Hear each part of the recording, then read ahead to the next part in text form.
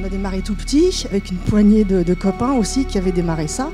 Et aujourd'hui, on est un groupe international et on est convaincu que cette réussite est liée à la performance du modèle, à la capacité effectivement de vivre son travail, de vivre sa vie de salarié dans une entreprise de manière épanouissante.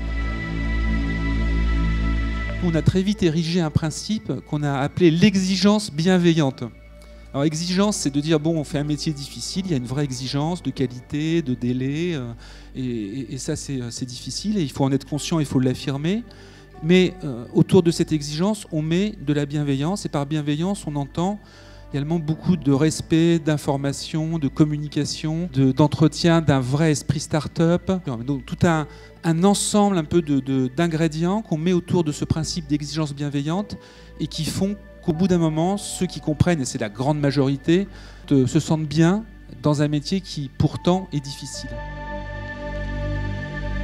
Ce qu'on fait chez Neveritown qui nous a beaucoup aidé, c'est de faire des one-to-one. Donc c'est des moments que je prends avec chaque membre de l'équipe pendant une demi-heure jusqu'à 1 heure, ou par exemple je prends avec Alexis et on marche en dehors du bureau pendant une demi-heure et je lui demande comment il se sent. Donc on ne parle pas du tout de la performance, des résultats, on oublie tout ça et la question que je lui demande c'est comment tu te sens. Qu'est-ce qu'on peut faire pour s'améliorer, qu'est-ce que je peux faire moi pour que tu te sentes mieux.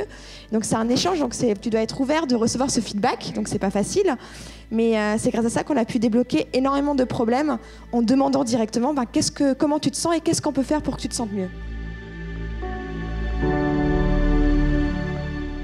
Tu nous as raconté qu'au fond, ce qu'il fallait chercher, c'était pas la performance, mais l'harmonie. Et c'était de l'harmonie d'où venait la performance.